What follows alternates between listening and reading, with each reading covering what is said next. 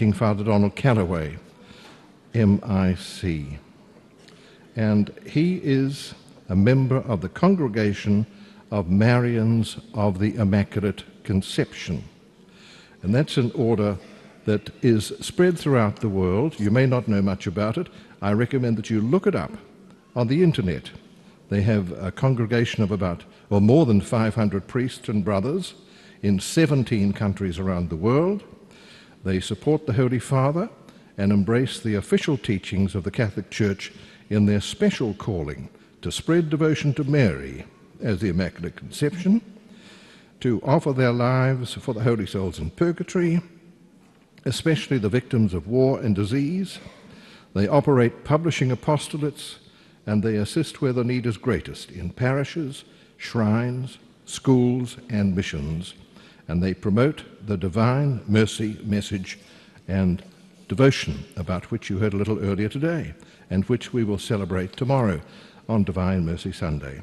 The information contained on page 4 will give you just a little background for Father Don Calloway, who has had a most difficult early life and has survived trying times that would have tested stronger faiths than his. I'm looking forward to hearing from him. Father Donald Calloway.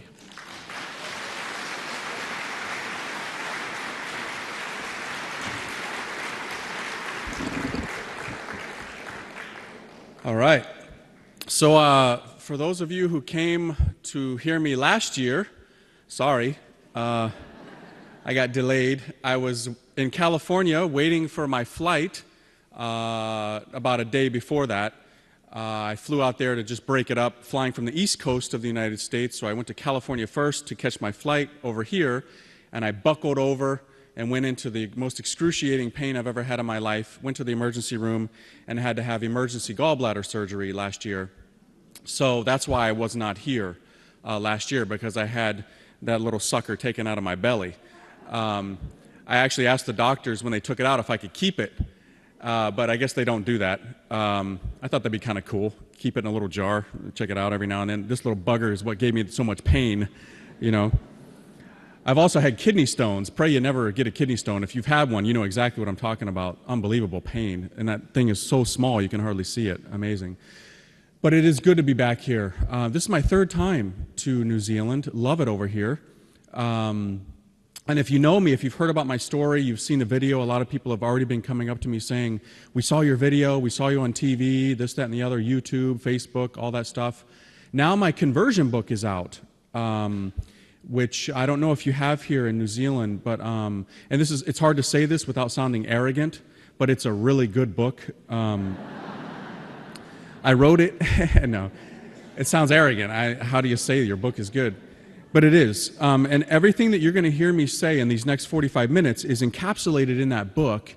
And the way that I speak is the way that it's written in the book. Okay, I've got degrees, you know, all over the place, but the way that I speak it, it's who I am, you know, communicating the message in a very down-to-earth, a way that probably, after you hear me talk, you're probably going to kick yourself for not dragging your son, your daughter, your funky husband, your relatives who hate the church to hear me speak. That happens everywhere I go around the world. When I'm speaking in front of crowds of 10,000 people, they say, dang it, I wish I had brought my son to hear this, because I've never heard a priest say it like you have said this, and I've never heard a priest come from a background like you did, and we've never heard of a priest who surfs all around the world like you do, because I do, all around the world. I've surfed in world-class surf beaches all around the world. If you go to my Facebook, you'll see the videos and the pictures of me surfing. So part of the reason I keep coming back to New Zealand is to surf, because the first time I came, we went out to Pia, right? And it was like a hurricane, so we couldn't go out. And then the second time I came, there were shark sightings down in Kaikoura in the South Island, so that kind of freaked us out, so we didn't go. So pray on Monday when I go, before I fly out, that we can get some good surf here, because I haven't technically surfed New Zealand yet, and I want to do that. So what I'm going to share with you today is my story of conversion and what the Lord has done and what He's doing in my life. And I want you to remember this, though, as I'm saying it and going through it. Believe it or not, even though it's got my name attached to it, It's really not even about me. I'm nothing. I know that. I'm a loser.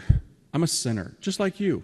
I still got baggage issues and need of a lot more conversion because it's not a one-time event. You know, you have the romance of it, the honeymoon of falling in love with God like I did, and I'll talk about that.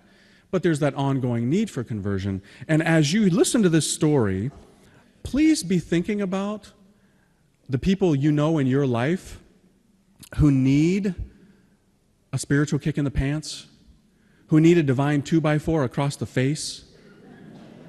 And that may be you.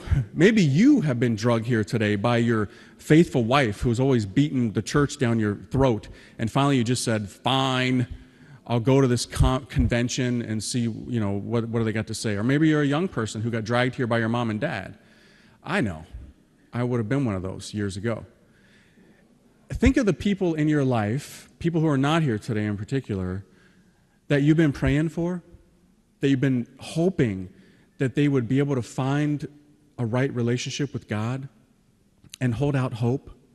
Because what I'm going to convey to you is a true story. It's been verified by my family, all my family, and by some of my friends from the past, the ones who are still alive, and even by institutions, even by foreign countries, the things that happened in my life.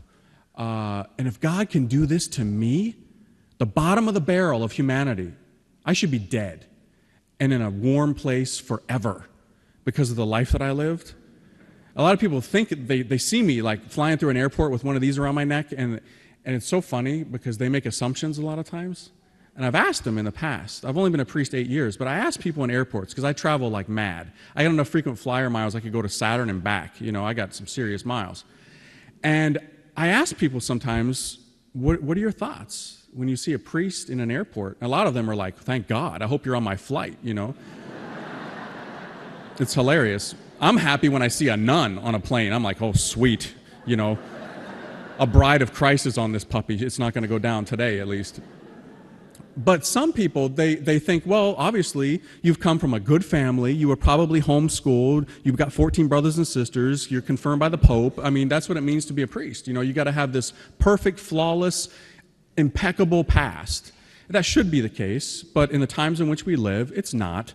The vast majority of men who are entering seminaries today have had a conversion or a reversion, meaning they tinkered around, they toyed around with some other, you know, ideologies, philosophies, and stuff, but they got smacked in the face by God through the Blessed Virgin Mary, most instances, or through an explanation of a Eucharistic miracle, or through the papacy of John Paul II, now Pope Benedict. It's evident. If you just ask the guys, they'll tell you this. It's happening globally across the world. And I'm just one of many of these guys, and I'm just one that could get up here and has the privilege of giving a testimony like this. And as I give it, please remember the people in your family, your immediate family. Because if I asked every one of you to raise your hand if you know people in your family that need conversion, every one of you would raise your hand. Yeah, all of us need conversion, totally. But the world right now is messed up. It is messed up. And he who denies that, you're living on another planet. I mean, this thing is messed up in so many ways, radical ways. And so the message I want to convey to you is one of hope and one of extreme mercy. Actually, we just did a new DVD on my story called Extreme Mercy. God is so in love with this messed up world that he's willing to save, for our times, one of the most profound messages in the history of the world.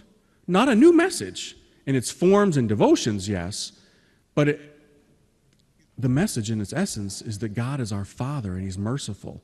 And no matter what we've done, he's willing to forgive us and bring us back and put the ring on our finger and kill the fatted calf and throw a party. Because that's what he did for me. And that's what he wants to do for all of us. So in order to convey this, I got to back up, obviously. So when I was born in the United States, my mom and dad were not Christian. They were not Catholic Christian. They didn't believe in God. They didn't talk about God. Completely foreign to them and thus to me, being born into that. And because they had no foundation of their marriage, they separated. My mother remarried a second time, and then my mother divorced, and then my mother remarried a third time before I was 9 years old. This is quite common in Western civilization today. And as I grew up, I didn't have any exposure to Christianity other than seeing guys on Sunday mornings getting in the way of Tom and Jerry who were holding a Bible, sweating like a beast, and saying, glory, glory. That was Christianity to me. It was, these people need medication. That's what I thought. If these people are representing God, you know, they need to take a few more milligrams because these guys need help. They scared me. And as I went through, certain people that I met that claimed to be Christian scared me as well. Because I knew a couple people who, every time I coughed, they had to pray over me, you know, be healed, be healed. And it was like, what's wrong with you?